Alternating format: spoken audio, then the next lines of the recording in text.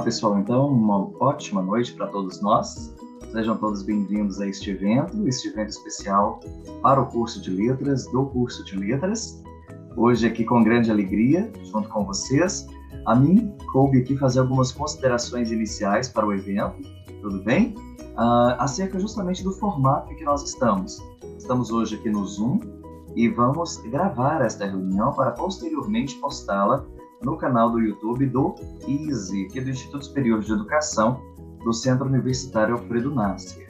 Então, vou passar algumas etiquetas, algumas dicas aqui de abertura para este evento e, enfim, vou passar para a professora Fernanda Franco, que vai dar seguimento aí à palavra, à palestra, este encontro maravilhoso de hoje. Mas vou pedir aos nossos colegas que fechem suas câmeras por enquanto apenas, porque nós vamos fazer aqui o uso, de uma gravação para que nós possamos ter na tela tanto o orador, a pessoa que estiver falando naquele momento, quanto também o intérprete de Libras. Hoje nós temos aqui o Daniel Roxedelli, que se dispôs também a fazer essa parte interpretativa, inclusiva, de muito bom grado, de muito bom gosto aqui conosco. Então eu queria pedir essa colaboração nossa, porque nós deixaremos aqui na tela apenas aquela pessoa que estiver com seu vídeo ativo, tudo bem? Então, o palestrante, o orador, e ao final, assim que o palestrante também terminar ali nessa exposição, a professora Fernanda Franco fizer ali a mediação, aí então eles vão solicitar que vocês abram mesmo aí sua câmera. Cada pessoa que for abrindo a câmera vai sendo gravada junto com o Daniel, que vai fazer a interpretação, junto com o nosso querido palestrante, junto com a nossa querida professora Fernanda e também junto aí com a nossa querida professora Michele, que vi que também está conosco aqui nessa maravilhosa noite.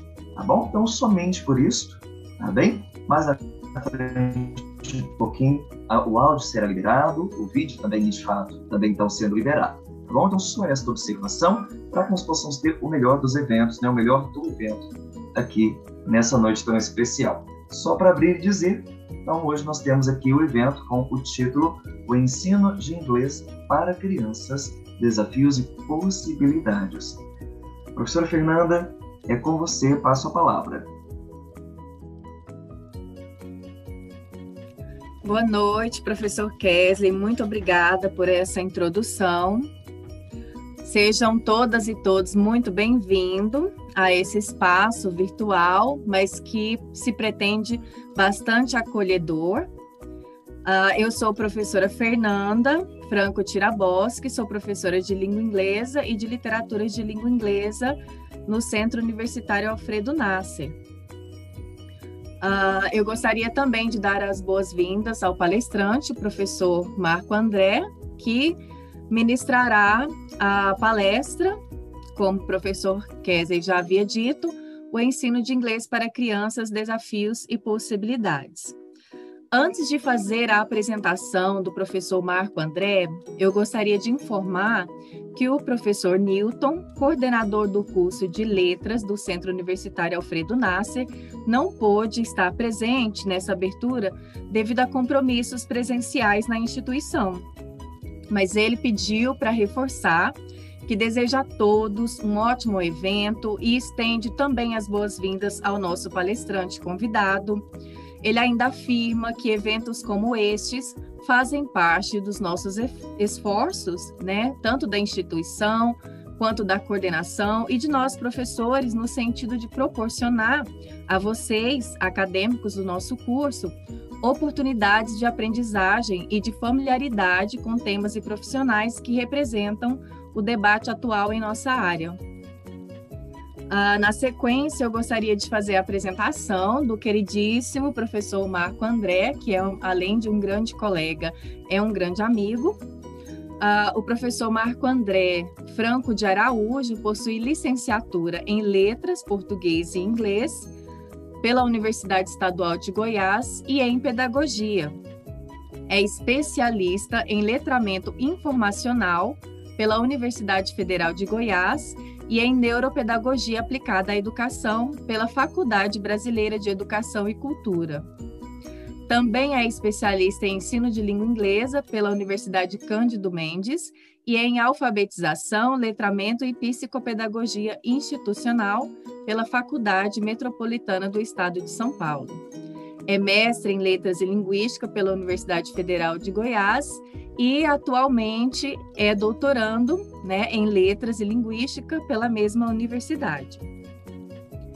O Marco André participou do Programa de Desenvolvimento Profissional para Professores de Língua Inglesa nos Estados Unidos, mais especificamente em Manhattan, no estado do Kansas, e em Kansas State University, em 2018. Tem experiência no ensino de língua portuguesa e inglês, no ensino fundamental, tanto em anos iniciais quanto finais, também no ensino médio e na educação superior. Atualmente é professor de inglês e língua portuguesa no ensino fundamental. Tem desenvolvido pesquisas, publicado artigos em revistas acadêmicas e capítulos de livros com foco em interação e colaboração na aprendizagem de línguas estrangeiras, teoria sociocultural, crenças sobre ensinar e aprender línguas estrangeiras e ensino de inglês para crianças. Professor Marco André, agradeço novamente por ter aceitado esse convite para compartilhar suas experiências, tanto como professor quanto como pesquisador no contexto da educação infantil. Eu espero também que esse momento possa contribuir para a reflexão em torno do desafio que é, né, ensinar inglês no contexto da educação infantil e, claro, pensar também nas possibilidades de superar esses desafios. Então, eu desejo um ótimo evento para nós e a fala é sua, professor Marco André. Bom, boa noite a todos. Boa noite, professora Fernanda. É um prazer estar aqui com vocês hoje e poder compartilhar um pouquinho da minha experiência enquanto professor, né? Antes de falar como pesquisador, o meu lugar de fala vai ser como professor atuante também no contexto de ensino de inglês para crianças, que é uma área que vem num eminente crescente, né, no contexto público de ensino e que representa muitas das vezes aí um desafio para nós que somos formados, estamos sendo formados nos cursos superiores de letras, principalmente aqui no estado de Goiás. Então é um prazer estar aqui com vocês, espero contribuir um pouco, que seja, né, na formação de vocês, e vou compartilhar aqui a tela para que vocês acompanhem a minha fala.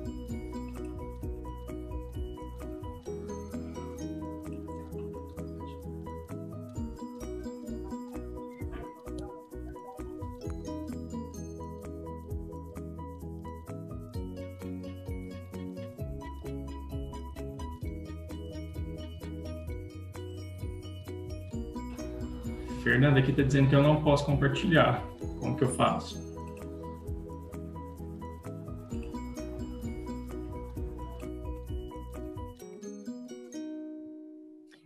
Veja se agora você consegue, Marco. Sim, agora deu certo.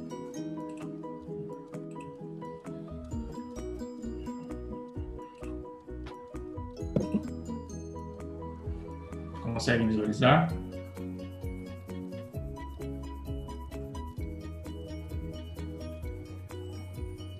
Bom, então, vou falar aqui hoje um pouquinho com vocês sobre o ensino de inglês para crianças, né, e discutir um pouquinho sobre os desafios e possibilidades do ensino de inglês nesse contexto de ensino.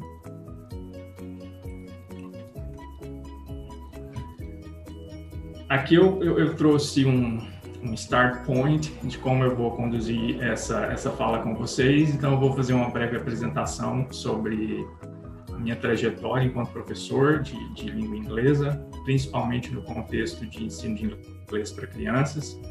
Depois disso, eu vou dar um espaço para vocês acadêmicos falarem um pouquinho das expectativas de vocês numa dinâmica de nuvem de palavras. Depois vou dar continuidade na minha fala, que planejei ter em torno de 40 minutos, discutindo um pouquinho sobre os desafios que é ensinar inglês nessa etapa do ensino fundamental e de algumas possibilidades, né, que a gente pode ter no ensino de inglês para crianças. E aí finalizo com um diálogo final aí para vocês levantarem as suas dúvidas, os seus questionamentos, para a gente concluir a nossa conversa num diálogo colaborativo aí, para que essas práticas de ensino de inglês para crianças possam ser mais amenas quando vocês tiverem o contato com esse contexto de ensino. Então, eu vou colocar aqui no chat um link para vocês participarem um pouquinho, para eu ouvir um pouquinho de vocês em relação a essas palavras. Só antes disso, vou dar continuidade aqui. Eu trouxe essa imagem, que é uma imagem minha, tirada nas minhas últimas aulas, antes desse contexto de pandemia que nós estamos vivendo, e mostra aí um pouquinho do meu contexto de atuação enquanto professor de inglês para crianças. Então, aí tem uma imagem com todo mundo sorrindo, todo mundo feliz lá, subindo nas cadeiras, as crianças, mas atrás disso tudo existe os desafios, né, que nós temos enquanto profissionais. Eu comecei a dar aulas para crianças em 2008, só que o meu primeiro contato com as crianças foram com crianças maiores do 5º ano, então são crianças que estão tendo aí uma transição para a segunda fase do ensino fundamental, então são crianças que têm uma maturidade maior e conseguem lidar com a questão do inglês de maneira mais, diríamos, tranquila. Em 2018, enquanto eu estava nos Estados Unidos fazendo o curso que a professora Fernanda mencionou, eu recebi uma mensagem da minha coordenadora dizendo que eu ia dar aulas para crianças do ciclo 1 na prefeitura. As crianças do ciclo 1 da prefeitura são as crianças que estão em etapa de alfabetização. Então, a partir daquele momento ali, me bateu um leve desespero, né? Porque eu não tenho formação para lidar com crianças no início do processo de alfabetização. Então, eu pensei muito, né? Como que eu ia fazer para conduzir a minha prática pedagógica a partir daquele momento, então, pensando nas crianças que eu ia ter que ensinar inglês e que estavam ali no seu processo de alfabetização de língua materna. Então, foi assim, na minha carreira enquanto docente, foi um dos maiores desafios e foi onde eu decidi pesquisar sobre essa temática. Né? Então, assim, eu sempre nos meus estudos, né, de pós-graduação, eu tentei buscar algo que auxiliasse os professores de alguma forma, levando em consideração o momento que eu estava em sala de aula e o meu contexto de sala de aula, né, o meu lugar de fala. Então, no meu mestrado, eu, por exemplo, eu estava trabalhando com adolescentes. E eu senti meus alunos muito desmotivados e sem querer participar das aulas, então eu decidi que ali seria um momento de eu pesquisar algo que me ajudasse enquanto professor e que outros professores que estivessem na mesma situação que eu também pudessem se sentir abraçados ali com o meu trabalho e que ele pudesse de alguma forma contribuir com esses professores. E no doutorado aconteceu da mesma forma. Então, quando eu me vi naquela posição de dar aula de inglês para crianças em processo de alfabetização, sem ter formação para isso, e eu vi que aquilo ali seria um desafio muito grande para mim, eu decidi também, na minha pesquisa de doutorado, trazer esse meu questionamento, né? esse meu viver enquanto professor ali para pesquisar e tentar contribuir um pouco com a minha prática em sala de aula e possivelmente com outros profissionais que estivessem na mesma situação em que eu estava. Então, como eu disse, hoje eu vou trazer um pouquinho dessas experiências, né, enquanto professor e enquanto pesquisador que trabalha com ensino de inglês para crianças. Então, agora sim, eu vou colocar no chat ali um link de um site para que vocês participem comigo um pouquinho desse momento. Então, uma nuvem de palavras que a gente vai criar sobre o contexto de formação acadêmica. Então, eu queria que vocês pensassem um pouquinho o que vem na cabeça de vocês quando vocês ouvem ou leem essas palavras. Ensino fundamental, ensino médio, educação de adolescentes, jovens e adultos, educação inclusiva e educação infantil. Então, na cabeça de vocês, enquanto acadêmicos formandos no curso de letras, quando vocês ouvem essas nomenclaturas, o que é que vocês pensam? Deixa eu ver se eu consigo acessar aqui o chat para colocar lá para vocês.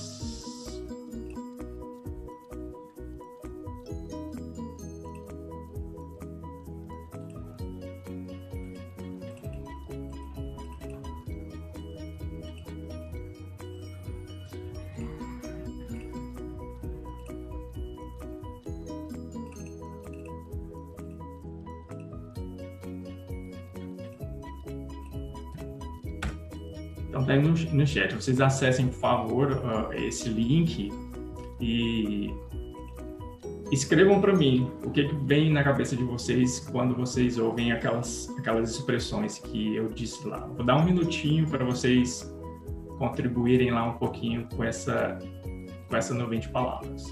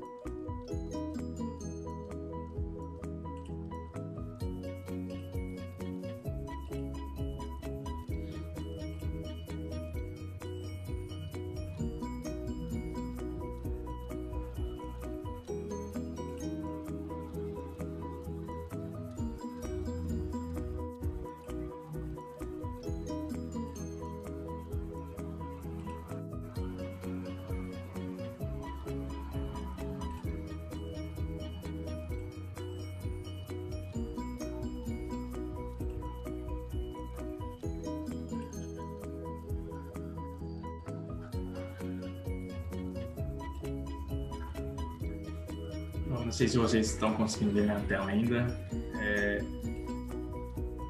Tivemos 3 participações aqui. E as 3 palavras, aliás, deu uma atualizada. Então, foram palavras que apareceram aqui na minha nuvem de palavras. Evolução, desafios, gradativo, Enem, etapas, inclusão, criatividade, alfabetização, infância e alfabetização adulto, né? Então, alfabetização na infância, de adultos, necessidades específicas, multiletramentos, diversificar, criatividade. Então, foram muitas as palavras que apareceram. Então, quando nós pensamos nessas palavras, que a gente tem que preocupar um pouquinho com a formação docente inicial, né?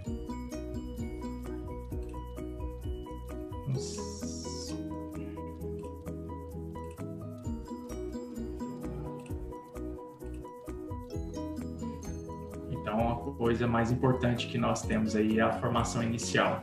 E essa formação inicial, ela acontece na academia. No entanto, o que nós percebemos é que a academia também não consegue abarcar todos esses contextos de ensino, né? Não é uma culpa da academia, porque eles precisam oferecer uma formação para o professor específica. Só que quando a gente chega na sala de aula, nós nos deparamos com todos esses contextos de ensino que foram ditos anteriormente, né? Então, nós, enquanto professores de inglês, quando chegamos na escola, nós temos que dar aula no ensino médio, temos que dar aula no ensino fundamental, e no ensino fundamental nós pegamos a primeira e segunda fase, temos que dar aula para a educação de jovens e adultos, temos que dar aula para alunos com necessidades educativas especiais e temos que dar aulas também para a educação infantil. Então, é um desafio muito grande. Enquanto profissional, a gente permear, né, passar por todos esses contextos, mas também é um desafio muito grande para a universidade dar conta de todos esses contextos na formação do aluno. Então, por isso que um professor de pedagogia, por exemplo, vai ter mais facilidade para dar aula na educação infantil, porque a formação dele é para isso. Enquanto nós somos formados para atuar a partir do 6º ano do ensino fundamental. Então, todas essas outras etapas aí que surgem, né, na nossa prática, elas não são tão calcadas lá na universidade, não são tão aprofundadas. Então, o que acontece é que a formação inicial, ela apresenta nessas lacunas e cabe a nós, enquanto professores, buscar aprimoramento em relação a isso. Um dos maiores desafios para o professor em início de carreira é a variedade de contextos que ele tem que atuar. Como eu disse antes, então, quando nós saímos da universidade e temos o nosso estágio lá só para trabalhar no 6º ano, do 6º ao 9º no ensino médio, nós chegamos na escola com essa gama mais ampla de contextos, então, para atuação. Então, isso pressupõe um desafio na nossa carreira enquanto docentes. De acordo com os documentos oficiais que normatizam o ensino de línguas estrangeiras na educação básica, o ensino, né, dela só acontece a partir dos anos finais do ensino fundamental, do 6º ao 9º ano no ensino médio. Então, nós temos como documentos que normatizam o ensino de línguas estrangeiras, a Lei de Diretrizes e Bases da Educação Nacional, que já está na sua 3ª versão, se eu não me engano. No entanto, nas duas primeiras versões, que foram a de 1961 e a de 1971, elas não davam obrigatoriedade para o ensino de línguas estrangeiras. Então, o ensino do inglês ou de outra língua, ele era de caráter opcional nas instituições de ensino. Em 1996, com a promulgação da nova versão, o ensino de línguas estrangeiras, então, ele passou a ser obrigatório. Então, a partir dessa última versão de 96, que é a que nós temos em vigor, o ensino do inglês como língua estrangeira, ele passou a ser obrigatório. De acordo com o documento, o ensino de LE deverá ocorrer a partir da 5ª série do ensino fundamental, que hoje corresponde ao 6º ano do ensino fundamental e no ensino médio, sendo ofertado o ensino de inglês. Conforme consta no documento, no currículo do ensino fundamental, a partir do 6º ano será ofertada a língua inglesa. O documento ele ainda menciona que, além da língua inglesa, que tem o caráter obrigatório, outra língua estrangeira pode ser ofertada, mas que seja de acordo com as necessidades e possibilidades da instituição. Então, vem aí o espanhol, né? Que hoje também está numa fase de muito problema, essas discussões de tirar o espanhol, né?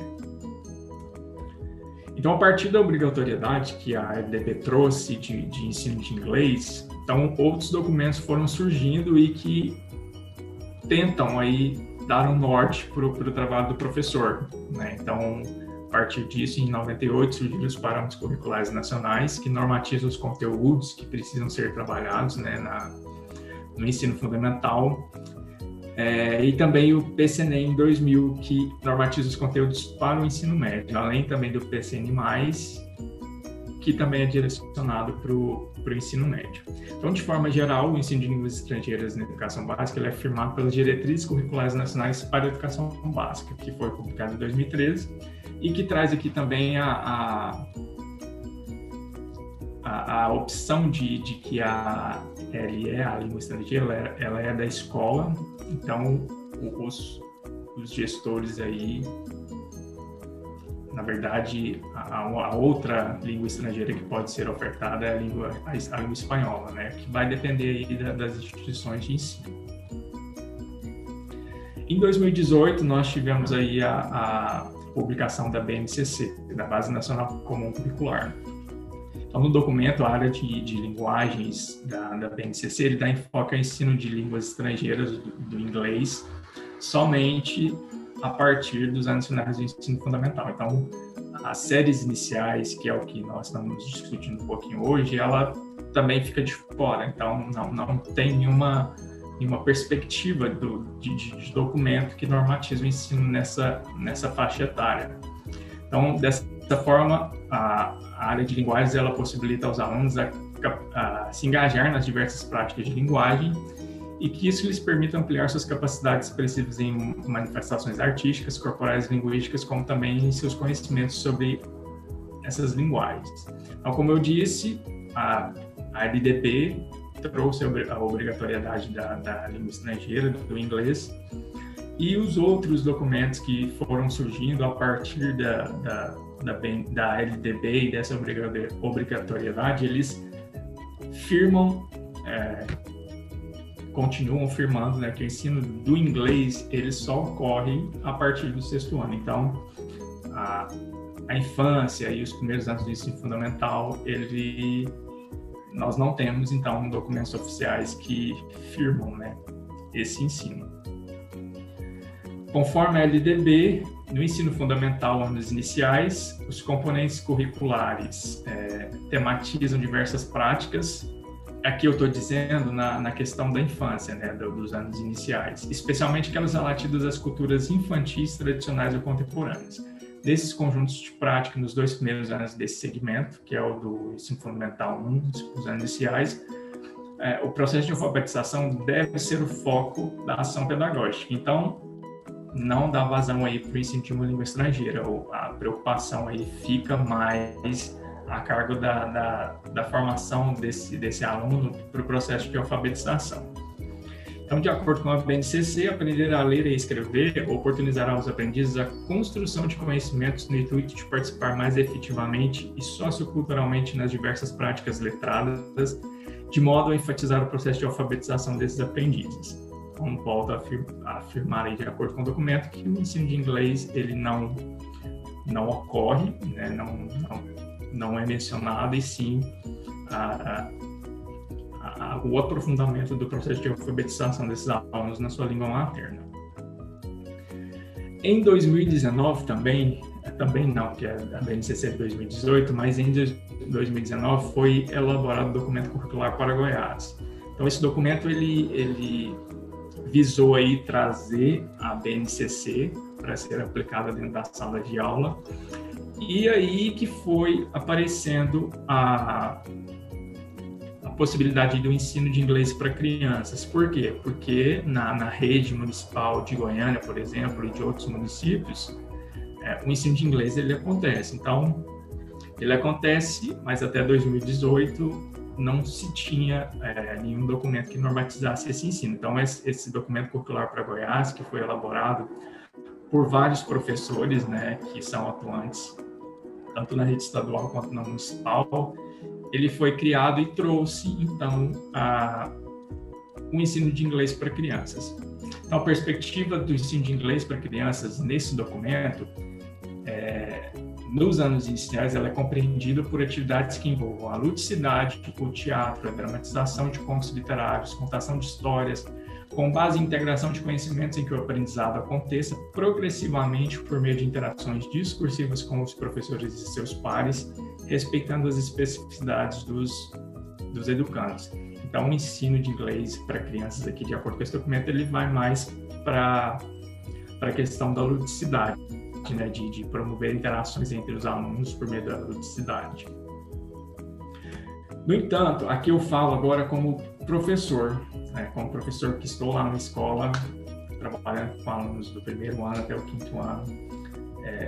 Eu trago aqui, e creio que muitos outros professores também veem nesses objetivos que foram elencados nesse documento, certa dificuldade para elaborar atividades, elaborar aulas, pensando principalmente nesse contexto remoto que nós estamos passando. Então, eu trouxe aqui para exemplificar dois objetivos que o documento curricular para Goiás traz para o ensino de inglês para crianças para o 1º ano, que são aqueles alunos que estão em fase de alfabetização. Então, o primeiro diz: conhecer histórias infantis de diferentes povos e culturas de falantes de língua inglesa para desenvolver criatividade, cognição e interação, conscientizando-se sobre o repertório linguístico referente ao corpo humano e sobre as diferenças culturais, reforçando sua identidade nacional. Aí você pensa um professor que sai da universidade sem ter uma formação para atuar nesse contexto, se depara com um objetivo desse para elaborar uma aula para uma criança de 6 anos de idade. Eu, enquanto professor, eu tenho dificuldade, porque eu tenho que achar histórias infantis de diferentes povos e culturas para desenvolver a cognição do meu aluno, a interação dele com o outro e falando do corpo humano, sabe? E você pensa eu elaborar uma atividade englobando todos esses aspectos aqui, principalmente para atuar nesse contexto de pandemia. É complicado, né? Então, se eu não tenho uma formação lá na universidade, se eu não busco uma formação continuada, essa dificuldade que eu tenho, ela vai perpetuando até eu conseguir ali entender o que é que eu tenho que trabalhar com esses alunos. Um outro exemplo é esse aqui: reconhecer a língua inglesa em histórias infantis presentes na sociedade brasileira, comunidade, para refletir sobre o uso do vocabulário referente ao corpo humano incorporado ao nosso idioma. Então, eu tenho aqui de novo que trazer uma história da cultura desses alunos para trabalhar o vocabulário do corpo humano. Então, vocês percebem o quanto que é complexo, né? Eu diria assim, trabalhar dessa forma. O que não é, por exemplo, impossível de ser feito.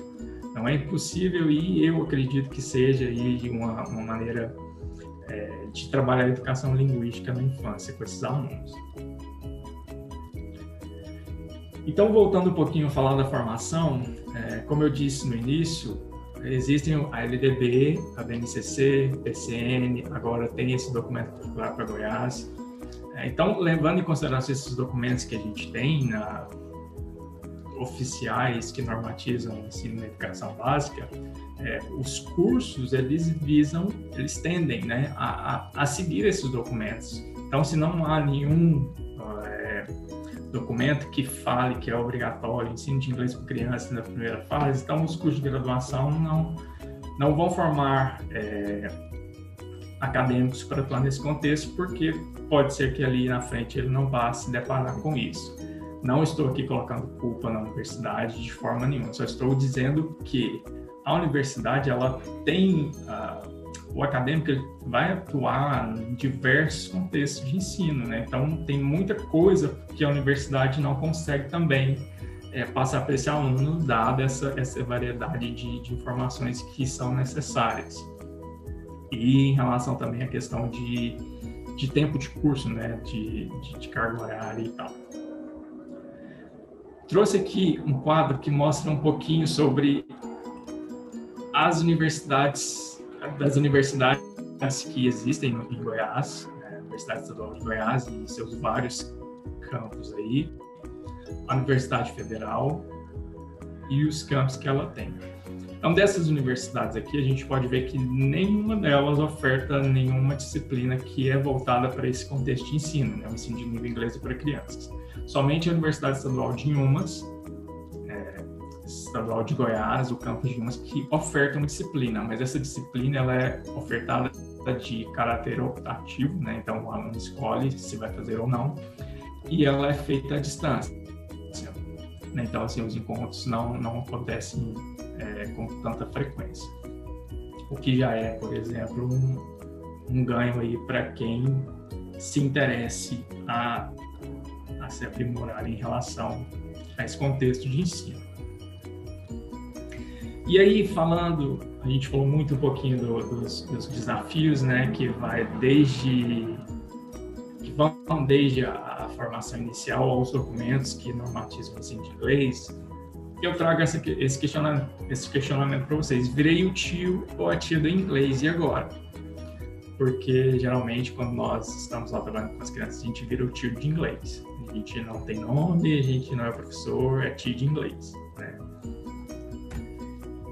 Então, o que a gente tem que levar em consideração? A aprendizagem dessa criança, né? Então, diferente de adultos, de adolescentes, as crianças, elas têm as suas características específicas de aprendizagem e, dessa forma, é necessário que a gente se atente, né, a essas especificidades da criança, essas particularidades que ela tem, para a gente planejar nossas aulas e escolher as atividades que que nós vamos aplicar para ela. Porque muitas das vezes o que a gente faz com um adolescente ali, com a criança, não vai funcionar de forma nenhuma. Então, entender, né, as etapas do desenvolvimento da criança é essencial para nós, enquanto professores que atuamos ou que vamos atuar com ensino de língua inglesa para criança e que a gente consiga realizar um trabalho significativo para elas. Levando em consideração ainda as características da criança, Cameron ela aponta algumas dessas características que nós, enquanto profissionais, devemos ter atenção.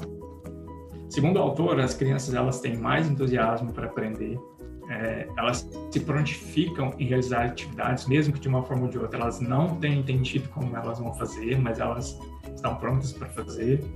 Elas buscam agradar o professor e não aos colegas. Elas são menos desinibidas que os adultos e adolescentes na aprendizagem de uma nova língua, então ela não tem medo de errar, ela não tem medo de participar. Mas a autora pontua que, mesmo diante de todas essas características aí que podem ser positivas no ensino de inglês para crianças, ela pontua que essas mesmas crianças, elas tendem a perder o interesse mais facilmente a realizar as tarefas. E aí o que acontece? O professor ele precisa de ter uma variedade de tarefas para que a criança se atente e fique, que participe ali efetivamente da aula. Então não adianta eu levar lá uma atividade só para dar para a criança fazer. Ela pode até fazer, porque ela tem todas essas características aí que a autora aponta, mas ela tende a perder interesse rápido. Então, se eu levo só uma atividade para uma aula que vai ter 50 minutos, rapidinho ela vai fazer, vai perder interesse na aula e vai dispersar, e aí chega a hora que os problemas podem acontecer. Então, para finalizar essa parte de aprendizagem da criança, né? Então, o que eu trago aqui para vocês pensarem? Os saberes desejáveis, né, para esse professor de inglês para crianças. O que pressupõe que um professor que vai atuar nesse contexto de ensino, ele leva em consideração. Então, o primeiro dele é ter perfil para atuar nesse contexto. Então, não adianta você não ter o perfil para trabalhar com a criança, que você vai ter dificuldade para atuar nesse contexto.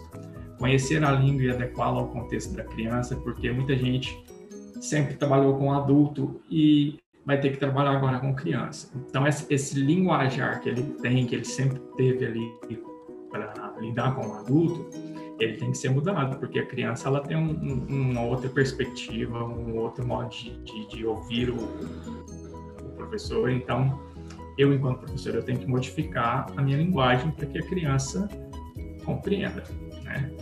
Compreender as teorias de aprendizagem, ele é essencial que todos nós, enquanto professores, compreendam essas teorias e tire ali o que de fato for significativo para a sua atuação.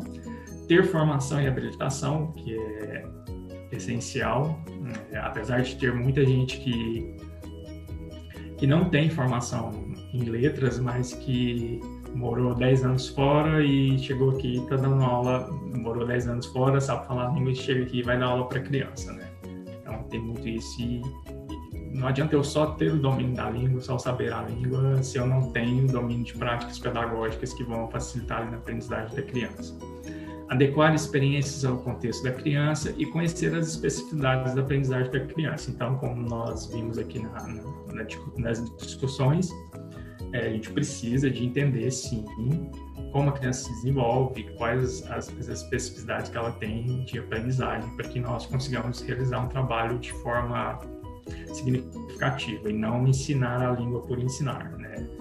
Trazer aí um contexto de educação linguística e ir além do código linguístico, né? Não vou ensinar para minha criança só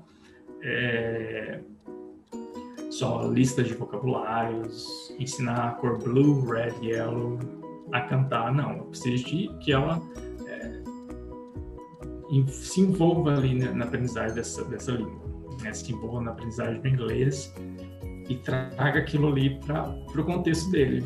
porque não faz sentido também ele aprender esse tanto de coisa aí de vocabulário se ele não vai usar isso no dia a dia dele, nas práticas sociais dele. E aí, para finalizar essa nossa discussão, eu trouxe um pouquinho sobre as possibilidades de ensino de inglês para crianças. Então, eu trouxe 3. Uso de jogos, né? E aí no uso de jogos também vai envolver outros recursos audiovisuais que são muito importantes nessa fase de ensino da criança. Atividades baseadas no contexto do aluno, né, que visa aí a questão da educação linguística, ensinar o inglês para além da língua, né, não ficar ali somente preso a estruturas gramaticais, a listas de vocabulário, mas fazer o aluno pensar no inglês para além dos muros da escola. E o storytelling, que é uma prática que vem sendo muito difundida entre muitos professores de ensino de inglês para crianças, que é a contação de histórias, né? Então, trazer histórias ali que discutem aspectos sociais para a criança e, no meio disso, o conteúdo do inglês. Então, alguns exemplos de uso de jogos: Memory Game, o Board Game, o Domino. Então, são todos jogos que vão fazer com que o ensino seja mais significativo para a criança. O uso de jogos ele é muito importante porque ele, principalmente quando a gente pensa ali no documento curricular para Goiás, que visa a ludicidade da criança, então, ao usar os jogos, a gente trabalha muito isso, a ludicidade. Os jogos, eles podem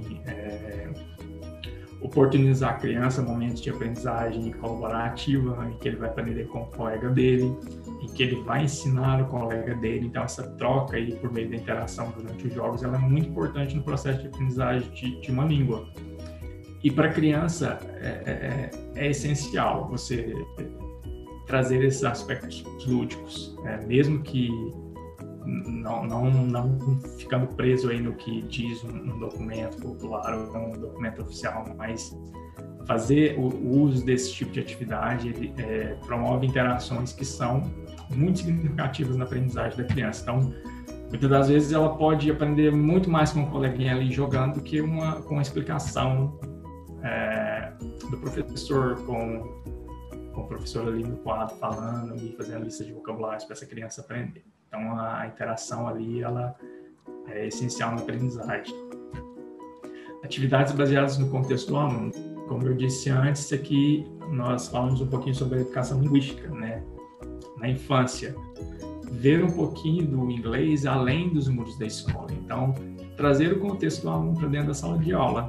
Então, trazer atividades que vão falar sobre a cultura dele, vão falar sobre o estado dele, vão falar sobre a cidade dele, falar sobre a comunidade dele, local, da escola dele. Aqui eu trouxe um exemplo de uma atividade que o professor tinha que falar sobre free time activities, né, atividade de tempo livre, e ele trouxe ali um pouquinho sobre o turismo e a gastronomia. Então, trouxe aqui, por exemplo, a gastronomia do Cerrado, a pamonha, que é algo do contexto do aluno. Então, praticamente todos eles conhecem a pamonha, sabe que a pamonha é uma comida típica daqui do Cerrado. Então, ele começa a ver mais sentido, né, no que ele está aprendendo, do que simplesmente eu colocasse lá um monte de lista, um monte de palavras de vocabulário de comidas típicas, né? Então, a gente precisa pensar nisso também quando nós estamos trabalhando com crianças. Outra possibilidade que eu trouxe foi a questão de sinalização turística, né, da cidade que esse aluno mora. Então, aqui em Goiânia, nós podemos ver que várias das placas, elas apresentam essa tradução para o inglês de pontos turísticos. Então, isso ali traz o aluno um pouquinho para o contexto dele. Então, o aluno pensar o inglês ali para o contexto dele e não um ensino mais fechado e restrito ali para estruturas gramaticais. Outra atividade que eu trouxe como exemplo é também de pontos turísticos, que é o Parque Flamboyant. Então, foi usado por um professor aqui também em uma atividade para esses alunos, para trazer um pouquinho do inglês para o contexto deles. E a última possibilidade que eu trago hoje é a questão do storytelling, né, que é a contação de histórias, que vem sendo muito trabalhado por professores, né, nessa etapa aí da educação infantil. Vou passar só um pouquinho, uns 2 minutinhos, só para vocês terem uma ideia de como isso vem sendo trabalhado. A casa de Two Mice. Quem é que sabe me falar? Que animal é o mouse? Mouse. Você sabe? Vou te dar um exemplo. O Mickey é um mouse. Mickey Mouse. O Tom briga sempre com o Jerry, que é um mouse. Isso mesmo. Então, nós vamos ter essa historinha de Two Mice, 2 ratinhos, a City Mouse e a Country Mouse. Então, vejam bem, aqui City Mouse e aqui Country Mouse. Vejam pelas roupinhas de cada um, se você consegue adivinhar de onde cada um deles vem. Então, nós temos City Mouse com essas roupinhas características e o Country Mouse com essas roupinhas aqui. Qual seria a diferença? Vamos ver se vocês sabem responder. Então, como nós vimos aí no vídeo, a professora, além de contar a história do rato da cidade, do campo, ela traz aspectos aí que vão envolver o pensamento do aluno, né? O contexto do aluno. Então, ela traz o Mickey Mouse, ela traz o Jerry. Então, são ratos aí que o aluno ele já tem, de certa forma, um contato, ele já conhece. Então, reconhecer esse conhecimento prévio do aluno, trazer para a discussão antes de fato de contar a história, né? De apresentar algum conteúdo que precisa ser ensinado por meio da história. Então, essas histórias infantis, elas são também recursos muito bons para fazer esse trabalho com as crianças, né? Foco novamente na educação linguística, de pensar o inglês para além da sala de aula, das práticas do ensino de inglês pelo ensino de inglês. Então, ali, ela está trazendo o aluno para pensar, né? Mesmo que sejam desenhos animados que são famosos, que o aluno ele conhece. Então, já é um conhecimento prévio que deve ser levado em consideração no momento da aprendizagem dessa criança. So, let's talk about it. Então, esse momento é o momento de vocês trazerem para mim as suas dúvidas, seus questionamentos, qualquer coisa que vocês quiserem pontuar para a gente conversar um pouquinho em relação a essa temática, que é bastante pertinente e que está praticamente em todas as escolas aí. Então, vocês, enquanto alunos formandos do curso de letras, daqui a um tempo vocês vão estar lá na sala de aula igual eu estou. Então, vocês precisam pensar nisso e levar em consideração essa aprendizagem de vocês para atuar com as crianças. Então, deixa eu falar com vocês agora.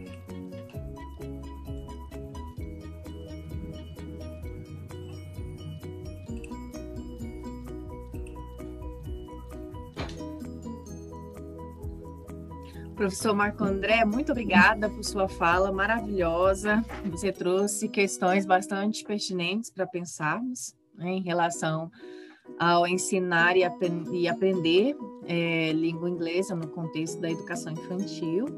E agora eu convido a todas e todos para participar dessa discussão, com perguntas, comentários. Quem quiser participar e fazer uma pergunta direta, pode abrir a câmera, pode abrir o microfone, fazer pergunta ou comentário para o professor Marco André. Quem quiser deixar a pergunta no chat, eu posso fazer a leitura também. Mas eu recomendo que vocês participem, que vocês ativem o microfone, façam uma pergunta com a câmera aberta. Tudo bem?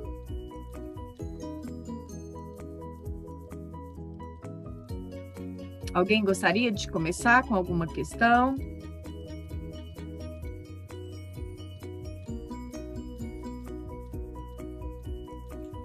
Boa noite, professor Marcos André, boa noite, professora Fernanda. A minha dúvida é a seguinte, é porque assim, a gente sabe, né, na maioria dos casos, que as pessoas, quando a gente termina o segundo grau, principalmente em escola pública, o aluno não sai assim com inglês que dá uma base para ele, digamos assim, uma base boa, que ele sai assim com bastante, uma informação que ele consiga desenvolver o inglês de uma forma adequada, né? Geralmente, na maioria dos casos, a gente termina o segundo grau sabendo o verbo to be. E é mais ou menos isso, né? E aí eu queria saber de você, assim, o que você acha, o que se pode, ao que se atribui isso? É a questão do sistema, ou do que você falou na sua fala de professores aí no início da formação escolar não serem preparados para dar aula de inglês, ou os professores estão desmotivados, ou os alunos não fazem a sua parte. O que você acha que pode, digamos, ser responsabilizado por essa deficiência do inglês no primeiro, segundo grau, ensino fundamental? Boa noite, Keila. É uma questão bem complicada, né? Porque são muitos como é que eu vou dizer? São muitas vertentes aí que vão conduzir essa defasagem do ensino, né? São professores que não estão preparados, são alunos que não são motivados, é o governo que é o sistema que não oferece oportunidades adequadas para o ensino. Então, essas coisas, elas todas influenciam, né, a questão do ensino e, por fim, acaba que, como você disse aí, que é uma fala que permeia muito entre os próprios alunos, né? Não sei nem o português direito, para que eu vou aprender inglês? Aí vem o professor que de certa forma não está preparado e vai ali ensinar um conteúdo que ele tem mais facilidade. Então, são N questões que afunilam, né, para que a defasagem do ensino aconteça.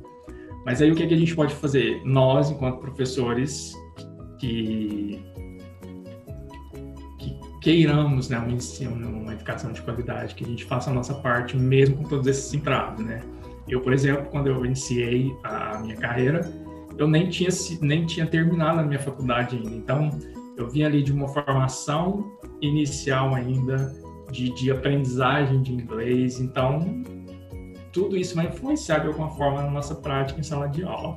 Então, se eu vejo que o ensino de inglês ali ele pode acontecer, e eu acredito que ele pode acontecer sim na educação pública, cabe a nós, enquanto professores, fazer a nossa parte, mesmo com todos os intempéries aí que a gente tem na sociedade. Né? Pode fazer uma pergunta? Claro, eu gostaria de complementar essa discussão, mas, Célia, faça sua pergunta, por favor. E posteriormente eu... Pode complementar, eu aguardo. Não se preocupa não. Professora? Sim, Daniel?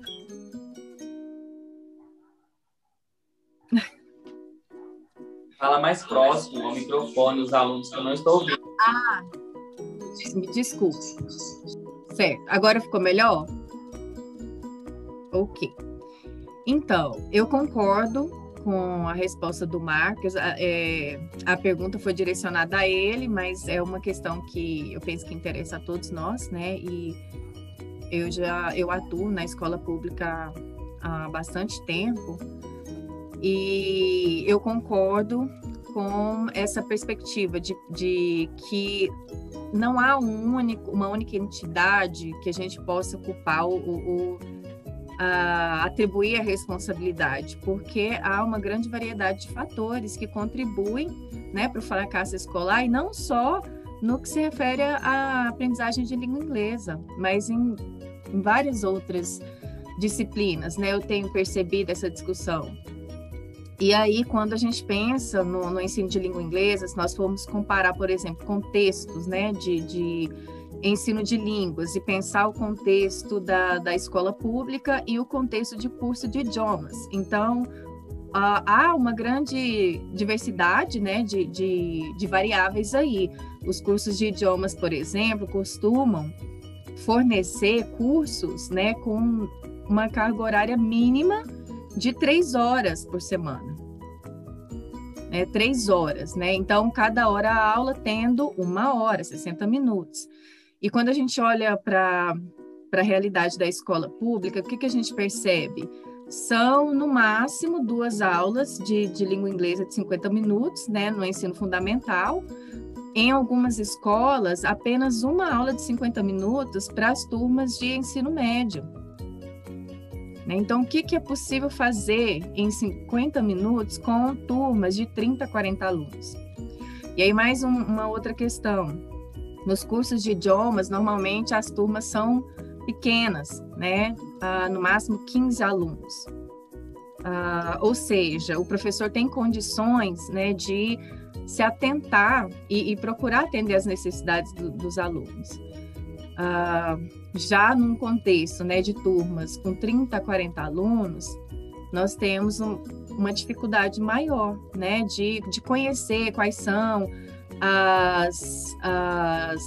como eu poderia dizer, os estilos de aprendizagem dos nossos alunos, quais são as suas demandas, as suas necessidades, como é que a gente pode pensar em estratégias para atender essas necessidades.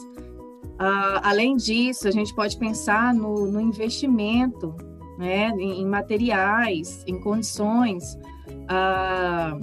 de funcionamento mesmo, né, das escolas. Então, às vezes, nós pensamos em, de repente, promover algumas atividades diversificadas com jogos, mas a escola não fornece material. E quantas vezes eu já vi colegas professores tirar do bolso para comprar material, para, de repente, proporcionar um momento, né, diferente, um momento divertido. Então, são muitas questões que influenciam, né? Eu sou otimista no sentido de pensar o quanto nós, professores, às vezes, fazemos o nosso melhor, né? Eu acredito que, em diversos momentos, nós procuramos fazer o nosso melhor para proporcionar, né, um ensino de qualidade. Mas, é claro, há limitações. Muitos professores precisam pegar uma carga horária elevadíssima, né? Para a gente conseguir um salário razoável na escola pública, por exemplo, são 40 horas, por exemplo, corresponde a 28 aulas por semana. 28 aulas por semana é muita coisa. Então, que tempo sobra para pensar em elaborar atividades ou materiais, né, que possam motivar os nossos alunos? Então, são tantas questões, mas eu penso que é preciso continuar esperançando, né? Como diria o Paulo Freire. Nós precisamos esperançar, precisamos ser otimistas, continuar fazendo o nosso melhor. Como o Marco André colocou, a formação inicial não dá conta de todas as demandas que nós vamos enfrentar durante a nossa prática. Por isso, eu acredito muito na formação em serviço também, porque a partir da nossa própria prática nós podemos repensar as nossas estratégias de ensino, né? E procurar fazer melhor. Então, era só isso que eu gostaria de trazer aqui para a gente pensar.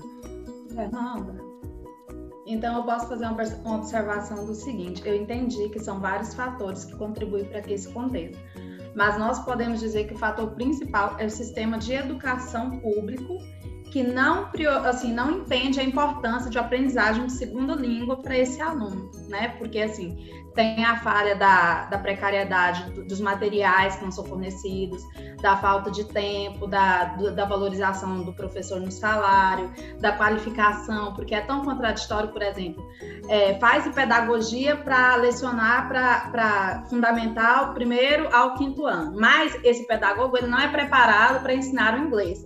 Ele tem que chegar lá e ensinar o inglês. No caso do professor Marcos André aqui, ele é de letras, quer dizer, ele foi atrás e correu atrás dessa qualificação de pedagogia também para ser capaz de ensinar para esses alunos. Então, o próprio sistema ele não se atenta para a qualificação desse professor de uma forma que deveria ser, correto? Então, assim, tem todos os fatores, mas a gente pode identificar que o problema maior é o próprio sistema.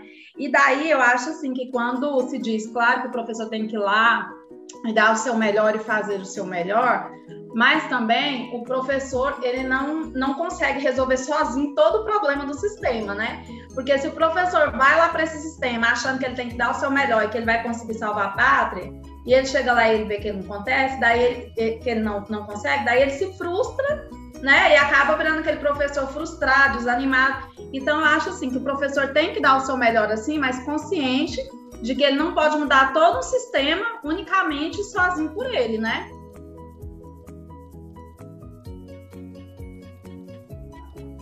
Concordo demais, Keila. A sua reflexão foi bastante potente.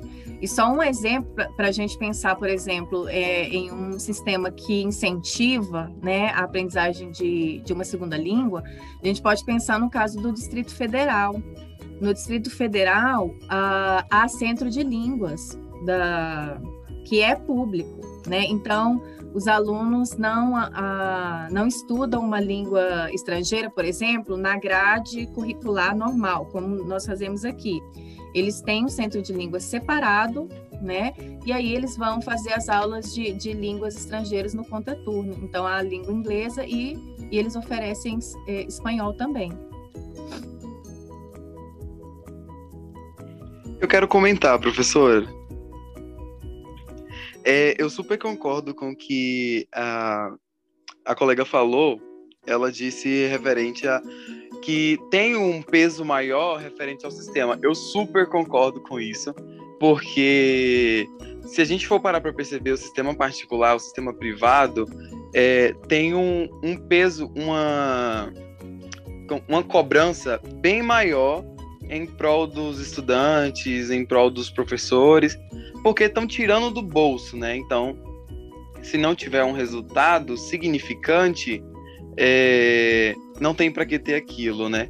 E então o sistema público parece que ele não consegue verificar, não consegue ter esse senso de que há necessidade da cobrança, há uma necessidade de uma dedicação maior, até para os professores mesmo, suponho eu, porque o que ela falou, eu já vivenciei muitos professores frustrados, eu tenho amigos que são professores frustradíssimos, então isso interfere até no desenvolvimento em si da instituição. Só que tem um detalhe, ela falou no final de que a gente sai da faculdade com aquela expectativa de mudar o mundo. Eu lembro que quando eu decidi fazer letras, eu estava conversando com minha mãe e ela estava falando, qual é o seu nível de disposição? Você sabe que são mundos e mundos e mundos diferentes. E eu lembro que eu falei para ela, a minha disposição não é mudar o mundo todo, mas se eu mudar o mundo, eu acho que eu já estou fazendo o meu trabalho. Então, se atingir uma criança, eu acho que isso é interessante. Eu acho que esse é o meu objetivo. Não mudar o mundo. Uma pessoa se frustra a partir do momento que ela se enche de expectativas fora da realidade.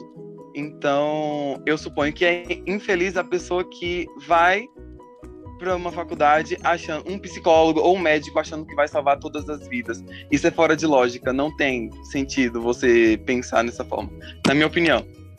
Então, eu achei super interessante essa discussão, que é de ficar indignado.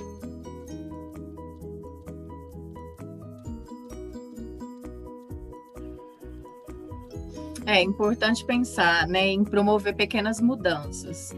A promoção de pequenas mudanças já é algo satisfatório.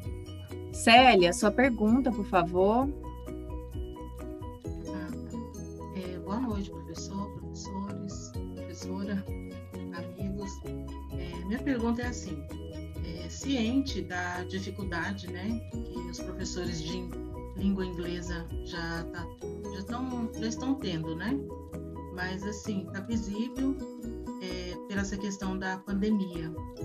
Como foi a aceitação das crianças quando o senhor começou a lecionar agora nessa pandemia? Como foi a aceitação? Eles são pequeninos, né? Ou eles gostaram, eles aprovaram?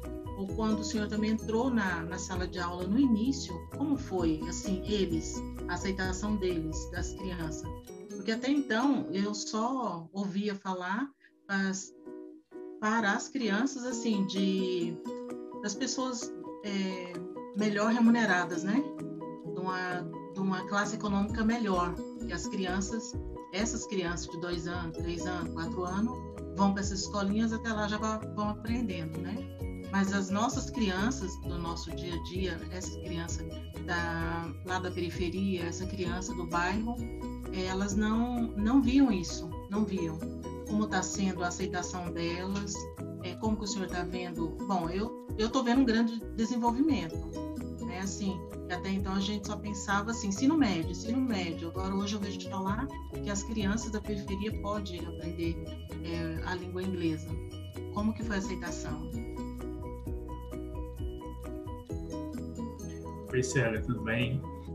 Então, para mim, enquanto professor, falando aqui do meu lugar de atuação, quando eu fui dar a minha aula pela primeira vez para essas crianças, eu fiquei assim, totalmente assustado do novo.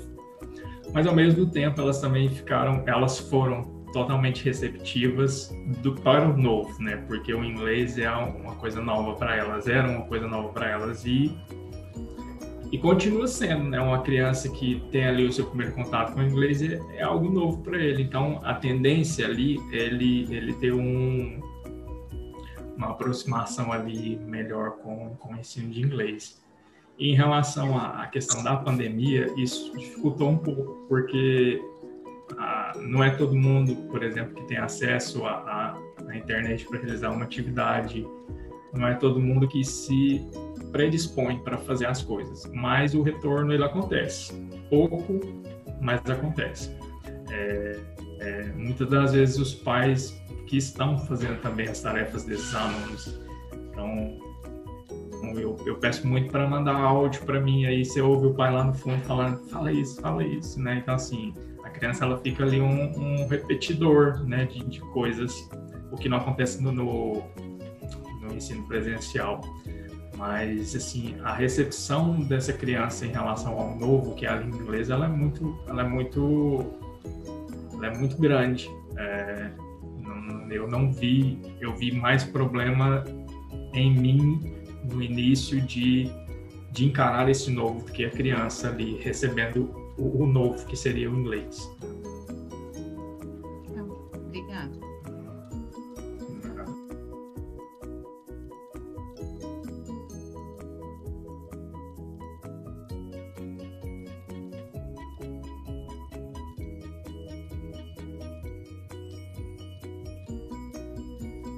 Mais alguém gostaria de fazer uma pergunta, um comentário? Tem uma pergunta no chat. Né? Sim, eu vou ler a pergunta da Ana Carolina. O seguinte, ela diz o seguinte: tem algum esqueleto de plano de aula que você recomendaria para o ensino de inglês para crianças? Algum plano de aula dinâmico para não perder o interesse do aluno? Olha, Ana, eu acho assim que vai muito do seu contexto de atuação, porque não dá para a gente seguir um roteiro pronto, por exemplo, para uma turma e chegar na outra turma ali, ele não vai funcionar, porque são alunos diferentes, são particularidades diferentes. Então, assim, eu enquanto professor, que o contexto ele é totalmente influenciável aí na questão das nossas aulas. Então, eu tenho que pensar a minha atividade tendo em mente o meu aluno. Meu aluno, ele é mais agitado, a minha turma é mais agitada, aquela outra turma é mais tranquila. Então, eu tenho que... Não dá para eu fazer um plano e seguir ele assim como um esqueleto, igual você disse aí. Mas eu acho que atividades interativas são atividades que são essenciais no ensino de inglês para criança. Então, são atividades que vão promover ali a interação dela com o outro, ela poder ajudar o outro, receber a ajuda do seu colega. Então, isso aí prende muito mais a atenção dela do que o professor lá na frente fazendo uma aula expositiva, passando uma musiquinha, um vídeo. Eu acho que você pensar nessas atividades que promovam a interação com os seus alunos, elas surtem mais efeito na aprendizagem dele do que uma aula mais expositiva.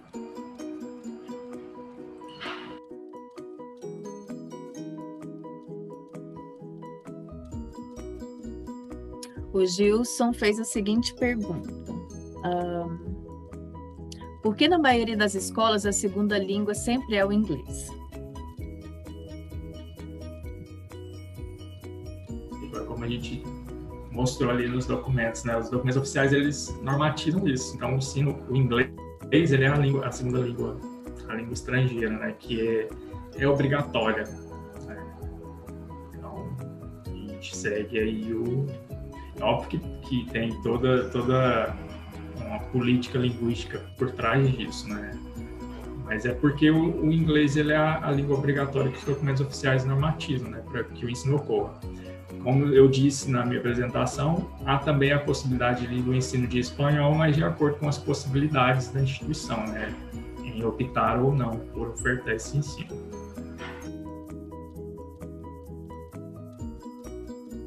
E só complementando, né, o que o Marco falou, é uma questão de política linguística, né, Marco? A língua inglesa assume uma posição de língua imperialista, né? O idoso tem falado disso, de imperialismo linguístico, o Lamar também fala, a partir da Segunda Guerra Mundial, né? Que é quando os Estados Unidos assumem a posição de superpotência mundial. É claro que antes disso, por conta da Inglaterra e do poderio, né, do Império Britânico, o inglês também já vinha assumindo, né, uma posição superior em relação às outras línguas. Mas essa supervalorização, né, que nós atribuímos atualmente em relação à língua inglesa, ela tem uma relação bastante estreita, né, com questões econômicas e políticas, e também está atrelada aos Estados Unidos, né, como uma potência econômica, pelo menos por um tempo foi, né? Boa noite, eu queria fazer uma observação e uma pergunta também para o Marco André. Eu acredito que trabalhar com a criança pequena nessa segunda língua inglês deve ser muito interessante para o professor, porque a criança, ela está mais aberta, ela está mais receptiva para aprender algo novo, muito mais do que o adulto, muito mais do que o adolescente, porque ela vem sem preconceitos, ela vem sem medo, né? Então, aquela novidade, eu acredito que deve ser assim, uma coisa que, de certa forma, o entusiasmo dela acaba motivando o professor para sempre dar o seu melhor, para sempre fazer o melhor. E eu acho que uma preocupação do professor nessas séries iniciais com uma língua nova deve ser de cada vez mais motivar e aproveitar essa vontade da criança, essa abertura da criança de aprender algo novo, sem trazer traumas e medos para ela, com essa nova língua que possa influenciar ela ao longo da sua carreira escolar, porque isso pode acontecer. Eu queria que o Marco falasse um pouco dessa experiência, né? Se realmente ele sente essa abertura da criança ali nas séries iniciais, com a segunda língua? Como que é isso vivenciar isso dentro de uma sala de aula? Boa noite, Andréia, tudo bem? Boa noite, tudo jóia. Então, como eu disse, respondendo para a Célia, o novo ali foi a maior dificuldade que eu tive, mas foi o medo do novo, né? Hoje, eu não me vejo trabalhando em outro contexto que não seja o ensino de inglês para crianças, né?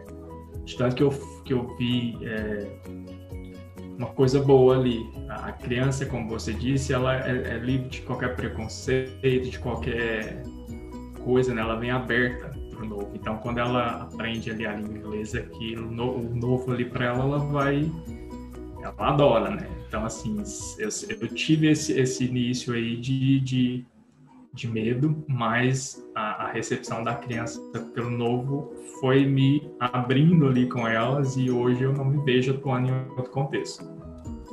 Então, é uma das principais características que a gente tem que levar em consideração da aprendizagem da criança, é essa questão de ela ser aberta, né? Ser aberta por novo, por ser mais espontânea, por aprender de certa forma mais fácil que o adulto.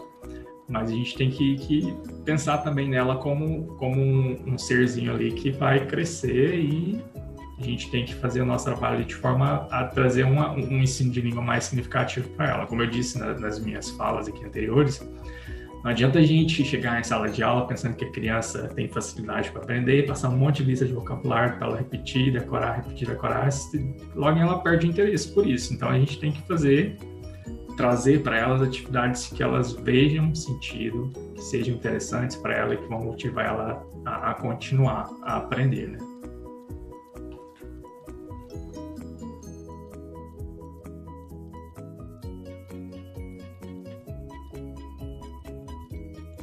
Professor, seguindo esse raciocínio seu, essa fala que você falou, então, pelo seu ponto de vista, o inglês ele tem que ser contextualizado, né, no cotidiano dessa criança, para que ela tenha uma melhor compreensão, como tem que acontecer nas outras matérias também, né?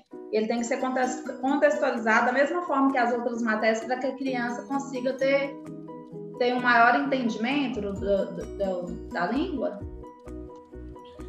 Não diria que para ser um maior entendimento da língua, mas para ela ver significado na língua, né? Porque, por exemplo, se eu levo ali para o meu aluno um texto ou um vídeo que vai mostrar uma famíliazinha bonitinha, loirinha, branquinha lá dos Estados Unidos, que sentido que isso vai ter para ele, né?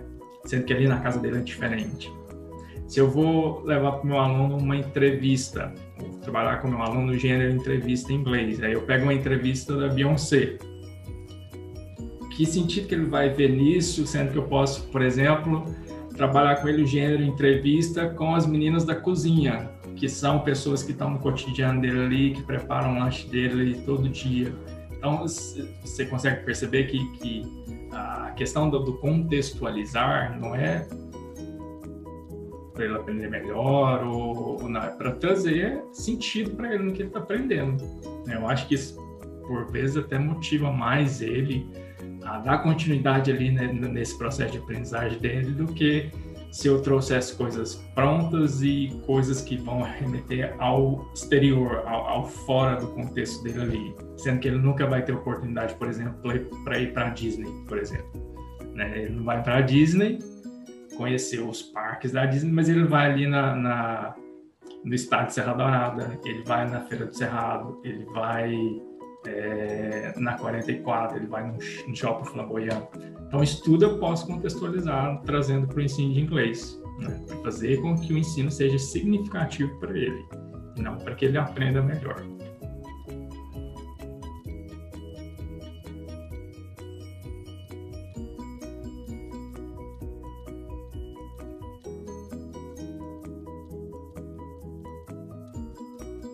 Vamos participar mais perguntas, mais comentários.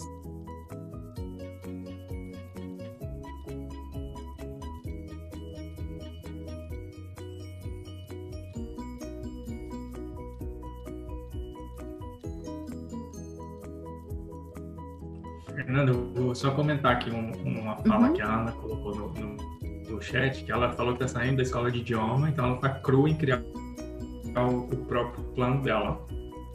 Então, assim, eu sugiro a ela que espere, por exemplo, ela ter o contato com esse, não sei se ela já teve, mas ter o contato com esse contexto público aí, porque a diferença de o contexto de escola de idioma com o público, ele é diferente, e isso vai fazer ela pensar muito na forma com que ela planeja as aulas dela, né? Principalmente se ela for atuar com as crianças, que além de sair desse contexto de escola de idioma, que são poucos alunos, ela tem que pensar nas características da criança, que, por exemplo, como você diz na sua fala, a gente tem turmas aí de 30, 40 alunos. Então, ela vai chegar numa turma de primeiro ano que tem 25 alunos sendo alfabetizados, e ela vai ter que dar inglês para eles. Então, isso aí vai fazer ela, o convívio, né, dela ali, a prática dela ali, que vai moldar esse tipo de planejamento, essa forma de planejamento dela.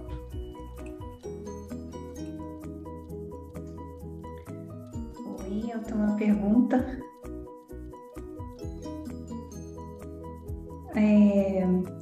Professor Marco André, no início, o senhor comentou desculpe que se fizer barulho, que eu estou perto da rua, mas comentou que, não sei se faz parte das regras normativas, bem no início, que o ensino da língua inglesa, ela não pode começar nas fases iniciais, porque a alfabetização tem que ser na língua materna. Aí eu fiquei surpresa, porque então as escolas bilíngues são exceção, porque as escolas bilíngues que eu conheço, elas são imersão total. Então é uma diretriz diferente para as escolas bilíngues? Aí eu fiquei surpresa disso, assim, porque as que eu conheço é na imersão total, eles não vêem a português até o primeiro ano. Aí eu queria que você comentasse um pouco a respeito disso, que eu fiquei curiosa. Obrigada. Oi, Adriana. Então, essa é outra discussão muito, muito relevante, porque não é porque não tem nenhum documento oficial que não tenha que ter, né? Eu sou super a favor que tenha.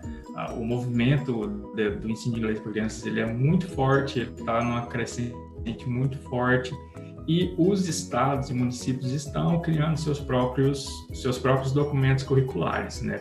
Pelo fato de já acontecer. Aqui em Goiânia nós temos, e várias outras cidades também no Paraná, tem muitos essa discussão.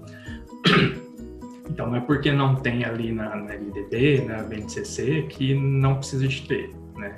Então, acho que tem que ser totalmente o contrário. E a questão da escola bilíngue, muita gente confunde essa questão do bilinguismo, né? E, principalmente, a maioria das escolas, elas pensam nesse bilinguismo do caráter mercadológico, né? Porque, por exemplo, tem escolas, igual você disse, que são de imersão total, mas são escolas que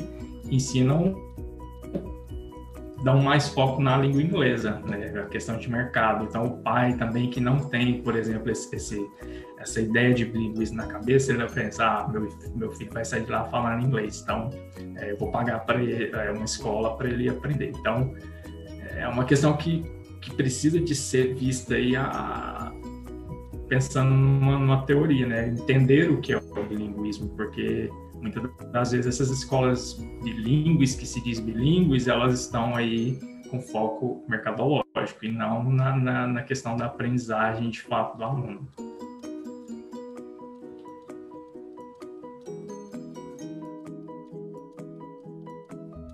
Marco, Gilson tem uma pergunta. Vale a pena investir na aula de inglês para educação infantil? E por quê?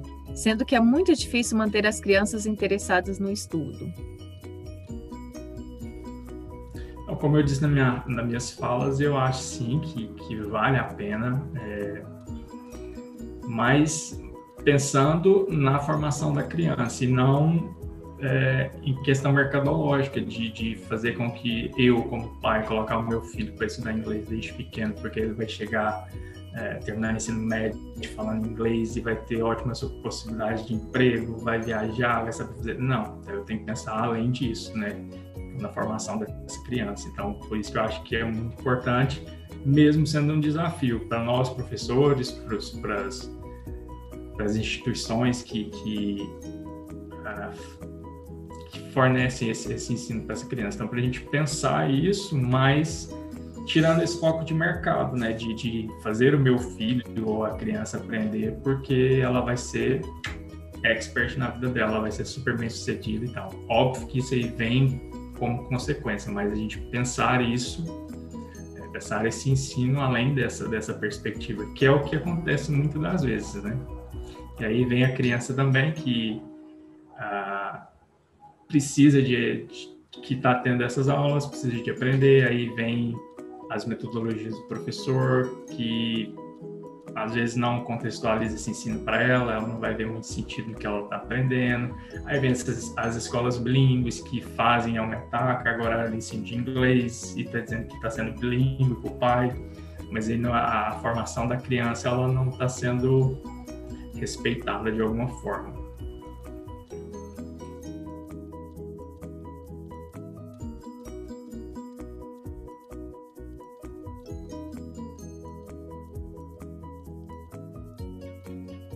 Mais alguém gostaria de fazer uma pergunta ou comentário?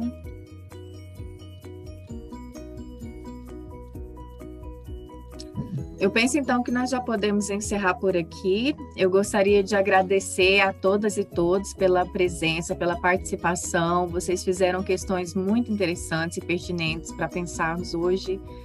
Muito obrigada. Muito obrigada também, Marco André, pela participação, pela fala maravilhosa. Eu tenho certeza que contribuiu bastante para compreendermos um pouco mais esse contexto, né, de educação infantil e educação linguística em inglês. Então, professora, Sim. Tem uma pergunta aí. Sim, ele é seu irmão, é? Não, Franco, né? O Marco é um amigo queridíssimo. Que ele é franco também, né, André? Pois Franco. é, Franco. Pois é, a gente é professor de inglês e ainda tem um sobrenome parecido, né? E o mesmo orientador, né, Marco? Diz que os francos são tudo parentes, né? Então, pessoal, eu gostaria de agradecer muito a participação de todos vocês. Eu falei muito aqui de meu lugar de atuação e deixei o pesquisador de lado um pouquinho, porque mesmo sendo o que eu pesquiso, o que eu trabalho, é o que eu vivo, né? Então, é o meu contexto de atuação. Então, de um momento de pânico e de medo do novo, eu hoje sou apaixonado pelo que eu faço, né? Então, como eu disse, eu não me vejo atuando em outros contextos. Eu realmente acho que eu não tenho perfil para atuar em outros contextos, a não ser com o ensino de inglês para crianças. Então, isso me fez buscar muito aprender sobre o assunto, principalmente por eu não ter tido a formação inicial em relação a isso. Então, busquei outros cursos, estou fazendo outros cursos, além da minha pesquisa, que está sendo, assim, muito enriquecedor, e eu espero que essa fala que eu tive aqui com vocês, essa discussão que eu tive, possa ir plantar a sementinha na cabeça de vocês sobre a formação, principalmente a continuada, né, que é a que nós temos hoje em relação a esse contexto de ensino, e espero ter contribuído, nem que seja um pouquinho aí nessa formação de vocês, né? Desejo sucesso a todos. Obrigado, professora Fernanda, pelo convite. Gostei muito de estar aqui com vocês hoje. Obrigado a todos por ter tirado um tempinho aí para me ouvir falar, e a Unifam por abrir esse espaço de discussão aqui, que é tão relevante, tão importante hoje para nós, né? Eu gostaria de agradecer ao acadêmico Daniel, né, por essa interpretação maravilhosa. Muito obrigada mesmo, Daniel, pela participação. E podemos encerrar por aqui. Boa noite a todos, que vocês tenham uma ótima semana. Licença, só uma dúvida. Tem que assinar alguma coisa, alguma lista ou não? Não. Lá pelo Simpla eu já consigo ter acesso. Tá, eu posso fazer uma observação de 2 minutos? 1 minuto? Não, é porque assim, tem uma questão assim, que às vezes a gente escuta as pessoas comentando, para que ensinar uma segunda língua para crianças de periferia, para crianças que estudam em escola pública. Para quê, né? É pobre, vai usar isso para quê? Então, assim, nem todo mundo que nasceu pobre vai morrer pobre, né? Essa criança pode evoluir, através de uma segunda língua ela pode ter novas oportunidades. Então, tem um porquê, isso faz parte, contribui para que essa criança também saia dessa linha de pobreza, né? Então, assim, já que temos que ensinar, dar o nosso melhor, como você disse, não com esse desânimo de, pra quê, né? Mas acreditando que essa criança vai usar isso para o seu progresso, para o seu desenvolvimento. Isso, exatamente. A Célia, não é? Célia. Keila. Ah, tá. Então, Keila, eu acho que é exatamente isso, né? Não é nem questão de pensar no que ela pode vir a ser, né? Depois, mas ela tem uma sensibilização às línguas, né? Ela conhecer a cultura do outro, ela saber que existe o outro, que o outro não é igual a ela. Então, ele ter essa sensibilidade, esse conhecimento em relação ao outro também é muito importante, e isso vem por meio da língua estrangeira, que aí a gente usa muito o termo estrangeiro, né? Tudo que é de fora, estrangeiro, mas seria ali uma língua adicional a que ela tem, né? Então, pensar nesse ensino de inglês também para crianças, nessa possibilidade de sensibilizar essa criança às línguas, né? A língua do outro, a cultura do outro, que é diferente da sua.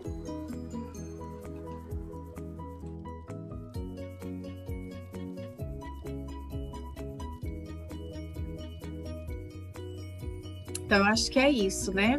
Podemos encerrar por aqui. Ótima semana a todas e todos. Boa noite.